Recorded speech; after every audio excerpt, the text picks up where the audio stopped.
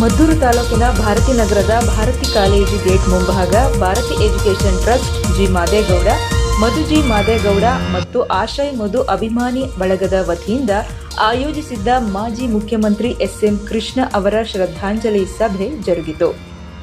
ಈ ವೇಳೆ ರೈತ ನಾಯಕಿ ಸುನಂದಾ ಜಯರಾಂ ಮಾತನಾಡಿ, ಮಂಡ್ಯ ನೆಲದ ರೈತ ಹಾಗೂ ಸ್ವಾತಂತ್ರ್ಯ ಹೋರಾಟಗಾರನ ಮಗನೋರ್ವ ರಾಷ್ಟ್ರ ಹಾಗೂ ಅಂತಾರಾಷ್ಟ್ರೀಯ ಮಟ್ಟದಲ್ಲಿ ತಾನು ಗುರುತಿಸಿಕೊಳ್ಳುವ ಜೊತೆಗೆ ತನ್ನ ನಾಡು ಹಾಗೂ ದೇಶವನ್ನ ಪ್ರತಿನಿಧಿಸುವಂತೆ ಮಾಡುವಲ್ಲಿ ಎಸ್.ಎಂ. ಕೃಷ್ಣ ಅವರ ಪಾತ್ರ ಅದ್ವಿತೀಯ ಸಾಧನೆ ಎಂದು ಬಣ್ಣಿಸಿದ್ದಾರೆ.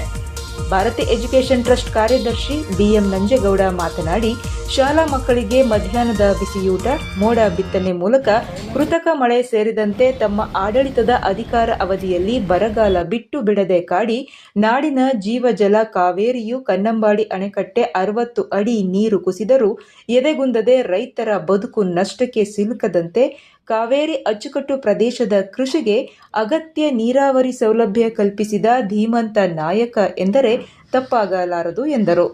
ಈ ಸಂದರ್ಭದಲ್ಲಿ ಬಿಇಟಿ ಟ್ರಸ್ಟ್ ಕಾರ್ಯದರ್ಶಿ ಬಿ.ಎಂ. ನಂಜೇಗೌಡ, ನಿವೃತ್ತ ಪ್ರಾಧ್ಯಾಪಕಿ ಶ್ರೀಲತಾ, ತಾಪಂ ಮಾಜಿ ಸದಸ್ಯರಾದ ಭರತೇಶ್, ಬಿ. ಗಿರೀಶ್, ಸೊಸೈಟಿ ಮಾಜಿ ಅಧ್ಯಕ್ಷ ಆರ್. ಸಿದ್ದಪ್ಪ, ಗ್ರಾಮ ಪಂಚಾಯಿತಿ ಸದಸ್ಯರಾದ K T. Srinivas, Vinay Honnegowda, Mithun, K. Kabbalaiah, Swaroop, Bharati education trust ವಿವಿಧ ಅಂಗಸಂಸ್ಥೆಯ ಮುಖ್ಯಸ್ಥರಾದ doctor Taneej Mani, doctor Chandan, doctor S. Suresh, G. Krishna, C V. Mallikarjuna, G D. Pallavi, Shantaraju, Balasubramanyam ಸೇರಿದಂತೆ ಮತ್ತಿತರ ರಾಜಕಾರಣವನ್ನ ಮಾಡದಂತ ಅತ್ಯಂತ ಪ್ರಭಾವಶಾಲಿ ರಾಜಕಾರಣಿಯಾಗಿ ಬೆಳೆದರು.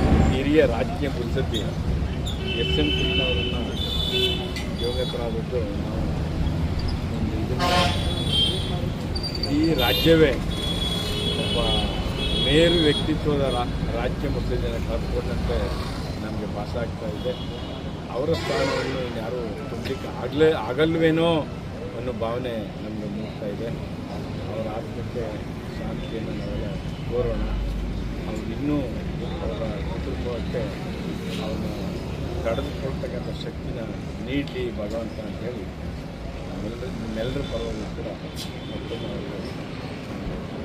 ಶ್ರದ್ಧಾಂಜಲಿ